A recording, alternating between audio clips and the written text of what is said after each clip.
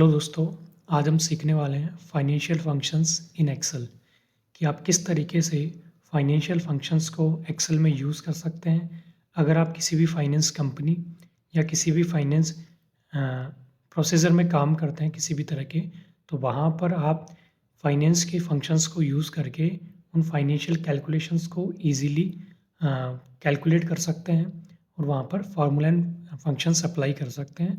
For example जैसे आप loan को कैलकुलेशन करना चाहें या अदर किसी फाइनेंशियल कैलकुलेशन को करना चाहें, तो इससे रिलेटेड आगे भी कुछ इम्पोर्टेंट क्लासेस मैं बनाने वाला हूँ फाइनेंशियल फंक्शन से रिलेटेड, तो उन सभी क्लासेस को आप देख सकते हैं। यहाँ पर जो है हमने ले रखा है लोन एनालिसिस। अगर आप लोन को एनालिसिस करना चाहें तो किस तरीके से करेंगे, तो बेसिकली यहाँ पर हम चाह रहे हैं कि जो लोन पे हमने इंटरेस्ट दिया उसको हम अलग से कैलकुलेट कर सकें, प्रिंसिपल अमाउंट को अलग से कैलकुलेट कर सकें, रिमेनिंग अमाउंट को अलग से कैलकुलेट कर सकें। जिस तरीके से आपने देखा होगा कि कई बार फाइनेंशियल जो कंपनीज़ हैं वो आपको स्टेटमेंट्स शेयर करती हैं। उन स्टेटमेंट्स में उनका पूरा बायोडाटा होता है कि आपका लोन अमाउंट क्या है, रिमेनिंग कितना है, ईएमआई कितना पे हो गया।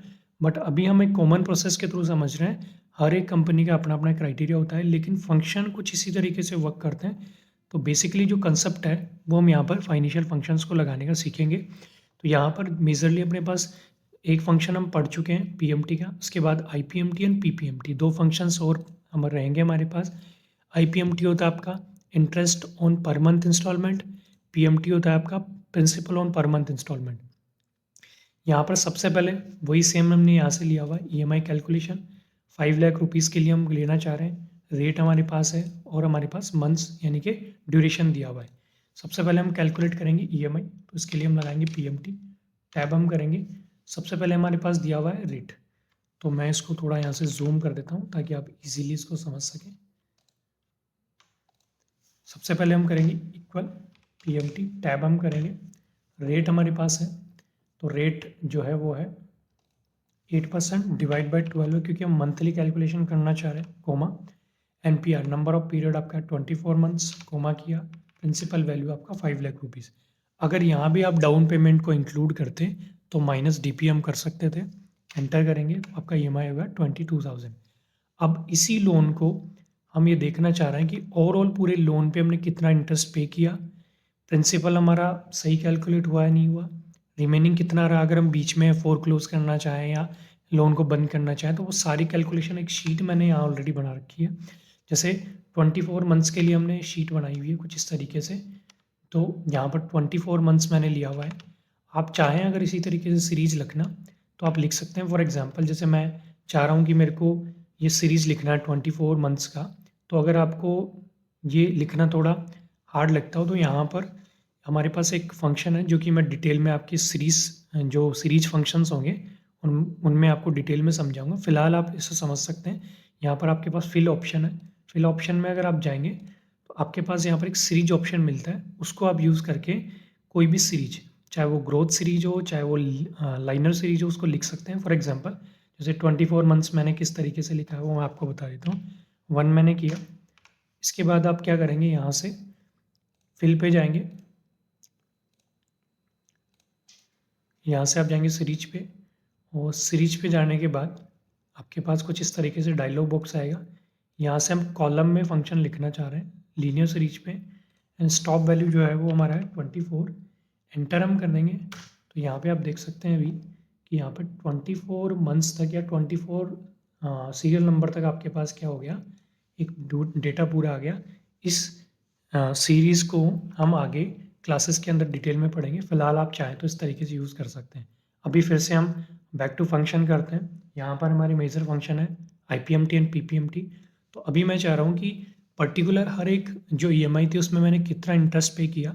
यहाँ पर हम ये समझना चाह रहे हैं कि ईएमआई सिस्टम किस तरीके से काम करता है। ईएमआई जो सिस्टम है आपका वो इस तरीके से काम करता है कि हर एक ईएमआई में आपका इंटरेस्ट इंक्लूड होता है। तो ईएमआई जो है वो इक्वल रहती है हमेशा, बराबर रहती हैं। जैसे अगर इंटरेस्ट का रेशियो कम हो, जैसे जैसे जितना प्रिंसिपल आप देते रहेंगे उतना आपका इंटरेस्ट कम होते हुए जाएगा। रिमेनिंग प्रिंसिपल पे ही हमको इंटरेस्ट पे करना होता है। तो इसके लिए हम समझते हैं फिलहाल प्रैक्टिकल से। आईपीएमटी हमने किया, टैब किया। सबसे पहले हमारे पास है रेट, रेट हम देंगे यहीं से, जो हमारा डेटा जो हमने बेस डेटा ले रखा है वहाँ से। इसको हम करेंगे F4। F4 का क्या सीन है, F4 का सीन मैं आपको समझा देता हूँ।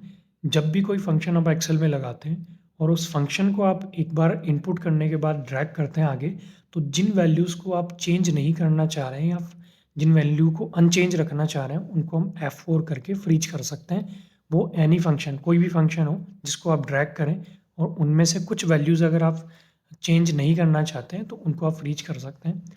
डिवाइड बाय 12 करेंगे क्योंकि हम मंथली कैलकुलेशन करना चाह रहे हैं, कोमा हम करेंगे, पर में हम लेंगे मंथ। इसको हम फ्रीज नहीं करेंगे क्योंकि हम अलग-अलग मंथ्स के लिए इंटरेस्ट कैलकुलेट करेंगे, तो इसके लिए इक्वली हमने दे दिया यहाँ से पर में मंथ। इसके बाद हम करेंगे कोमा। अब यहाँ पर दिया हुआ एनपीआर यानी कि नंबर ऑफ पीरियड, तो नंबर ऑफ पीरियड आपका 24 मंथ्स, इसको भी हम करेंगे F4 क्योंकि ये फिक्स है आपका, कोमा हम करेंगे। अब आपके पास पीवी प्रिंसिपल वैल्यू आपका फिक्स है, F4 करेंगे। अगर डीपी होता तो माइनस करके डीपी को भी हम F4 करके फ्रीज करके लगा सकते थे। फिलहाल हमारे पास डाउन पेमेंट नहीं है तो हम सिंपली यहाँ से इस तरीके एंटर हम करेंगे। तो फर्स्ट जो आपका ईएमआई है उस पर आपका जो इंटरेस्ट कैलकुलेट होके आ रहा है वो आ रहा है 3000 समथिंग। जो आपका पहला ईएमआई है, जैसे 22,000 कुछ रुपए आपका ईएमआई है, तो उसमें पहला जो ईएमआई उसमें 3000 इंटरेस्ट है। इसको हम करेंगे यहाँ से ड्रैग। तो उसके लिए सिंपल वे मैं आपको बता देता हूँ, कीबोर्ड से आप कॉपी करेंगे, control and down arrow equally जाके राइट में आप जाएंगे, right arrow control shift up arrow दबा के कंट्रोल वी अगर आप पेस्ट करते हैं तो जो भी फंक्शन आपने कॉपी किया वो यहाँ पर क्या होगा आपके पास कुछ इस तरीके से आ जाएगा कैलकुलेट होके। तो अभी हमारे पास जो है हर एक जो हमारे पास मंथ था उसका हमारे पास जो इंटरेस्ट है वो कैलकुलेट होके आ गया। आप यहाँ पे देख सकते हैं कि 24 जो मंथ्स है या 24 जो ईएमआई आप पे कर रहे हैं उसमें केवल आपका इंटरेस्ट जो है 149 रुपीज़ यहाँ पे लग रहा है, क्योंकि रिमेनिंग प्रिंसिपल आप पे कर चुके हैं। अब हम इसी तरीके प्रिंसिपल को भी कैलकुलेट करेंगे, बस यहाँ पर फंक्शन जो होगा आपका वो सेकंड आएगा पीपीएमटी। पीपीएमटी हमने लगाया, टैब हमने किया। सबसे पहले हम देना चाह रहे हैं रेट, तो रेट आपका है ये, इसको हम करेंगे F4 फ्रीज। इसके बाद हम करेंगे डिवाइड बाय 12, इसके बाद हम करेंगे कोमा, और इसके बाद हमारे पास है पर में आपका है मंथ, कोमा हम करेंगे। एनपीआर नंबर ऑफ पीरियड आपका 24, इसको हम करेंगे F4, कोमा हम करेंगे। इसके बाद हमारा प्रिंसिपल यानी कि पीवी, इसको भी हम करेंगे F4, ब्रैकेट हम क्लोज करेंगे, एंटर करेंगे। इसको हम करेंगे यहाँ से डायरेक्ट डबल क्लिक भी आप कर सकते हैं चाहे तो। मैंने एक तरीका आपको आगे के लिए बता दिया कि अगर आप एडवांस तरीके से एक्सेल पे काम करें तो आप किस तरीके से कीबोर्ड से ऑपरेट कर सकते हैं विदाउट माउस, तो वो भी कर सकते हैं। अगर आप डबल क्लिक करना चाहें तो ये भी कर सकते हैं। अभी आप देख सकते हैं कि अगर यहाँ से आपका रेशियो ऑफ इंटरेस्ट कम होते हुए जा रहा है धीरे धीरे, उसी तरीके से रेशियो ऑफ प्रिंसिपल बढ़ते हुए जा रहा है, क्योंकि ईएमआई जो है हमेशा वो आपकी इक्वल रहती है। तो दोनों को जोड़ के इंटरेस्ट प्लस प्रिंसिपल दोनों को जोड़ के हमारा ईएमआई कैलकुलेट होगा। इसको हम वेरीफाई भी करते हैं क्योंकि हम लोन एनालिसिस कर रहे हैं यहाँ पर। तो वेरीफाई करने के लिए मैंने किया इक्वल इंटरेस्ट प्लस प्रिंसिपल दोनों मिलके आपका ईएमआई होगा। एंटर हम करेंगे, डबल क्लिक करते हैं क्योंकि यहाँ पे स्पेस कम है। अब हम करते हैं यहाँ से ड्रैग। अभी आप देख सकते हैं कि हर एक कंडीशन में आपका ईएमआई इक्वल आ रहा है। इसका मतलब है हमने जो कैलकुलेशन यहाँ पे किया, लोन को एनालिसिस जो किया, वो हमारा कैलकुलेशन सही है कि आपका ईएमआई कहीं भी चेंज नहीं हो रहा, क्योंकि ईएमआई हमेशा इक्वल होता है। और यहाँ पर जो रेशियो ऑफ प्रिंसिपल अगर घटते हुए जा रहा है, इसका मतलब है इंटरेस्ट घटते हुए जा रहा है, तो प्रिंसिपल का रेशियो आपका बढ़ रहा है क्योंकि ईएमआई यहाँ पर इक्वल होगी हमेशा। अब हम जो चाह रहे हैं वो यहाँ पर चाह रहे हैं कि टोटल इंटरेस्ट हमने कितना पे किया, इसके लिए हमने किया सम। इसको हम कंट्रोल शिफ्ट अप एरो के साथ जाएंगे, एंटर करेंगे, तो आपके पास टोटल जो है वो आपका कैलकुलेट होके आ गया। यहाँ पर मैं लिख देता हूँ टोटल, इसको हम यहाँ से कर देते हैं alt H B A, borders लगा देते हैं, alt H A C M करते हैं। शॉर्टकट्स आप चाहें तो स्टार्टिंग की क्लासेस में समझ सकते हैं, बेसिक क्लासेस को देख सकते हैं, उनमें सब में मैंने जो भी शॉर्टकट्स मैं यूज़ कर रहा हूँ उनको डिटेल्स में बताया। उनके लिंक्स मैं डिस्क्रिप्शन में डाल दूँगा, वहाँ से आप चेक कर सकते हैं। और जो इससे रिलेटेड जो कोई भी वीडियोज़ होंगे वो आपको मैं आई बटन में दूँगा।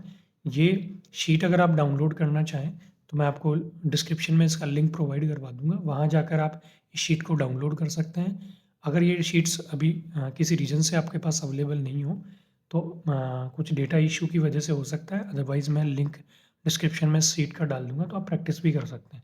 अभी हम इसको भी ड्रैग करते हैं यहाँ से, इसको हम यहाँ से ड्रैग करेंगे कुछ इस तरीके से, और अभी हम देख सकते हैं कि टोटल जो हमने इंटरेस्ट पे किया वो 42,000 समथिंग रुपीज़ का। टोटल हमारा प्रिंसिपल जुड़ के 5 लाख रुपीज़ ही कैलकुलेट हो रहा है। क्योंकि हमारी कैलकुलेशन सही है तो टोटल हमारा प्रिंसिपल जो देंगे हम, वो टोटल हम 5 लाख रुपीज़ ही देंगे, तो वो जुड़ के आपका 5 लाख रुपीज़ ही यहाँ पर आ रहा है और इंटरेस्ट आपका सेम आ रहा है।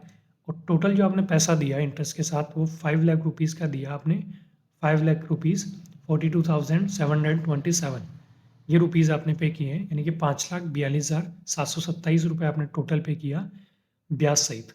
अब हम चाह रहे हैं कि लास्ट रिमेनिंग जो मैंने लिखा है रिमेन, कि अगर आप चाहें इसको तो मैं इसको यहाँ से कॉपी कर लेता हूँ और यहाँ पे कर देता हूँ इसको पेस्ट। कंट्रोल ऑल्ट भी हम यूज़ कर सकते हैं इसके लिए, केवल वैल्यूज़ पेस्ट स्पेशल फंक्शन है आपका।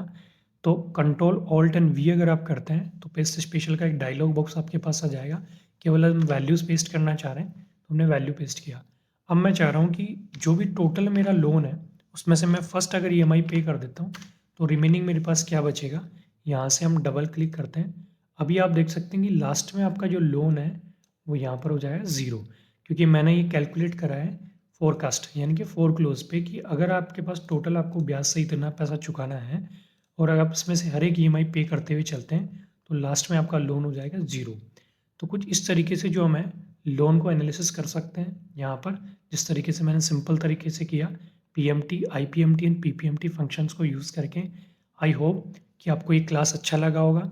आगे मैं इसी से रिलेटेड इम्पोर्टेंट फंक्शंस और बताने वाला हूँ जिनको आप फाइनेंशियल कंपनीज़ या फाइनेंशियल प्रोसेसर में प्रोसेसिंग में यूज़ करके अपनी कैलकुलेशन को ईजी कर सकते हैं। तो फिर से हम मिलते हैं नेक्स्ट क्लास में। Thank you. अगर आपको ये वीडियो अच्छा लगा हो तो लाइक और सब्सक्राइब ज़रूर करें और कमेंट में बताएं कि किन फार्मूला या फंक्शंस में आपको प्रॉब्लम्स हैं, तो उन पे एक सेपरेट वीडियो भी हम बना सकते हैं। साथ ही में एक्सेल में क्या चीज़ें सीखने में आप इंटरेस्टेड है उन्हें भी आप कमेंट करके मुझे बता सकते हैं ताकि मैं एक सेपरेट वीडियो उनके लिए बना सकूँ। Thank you.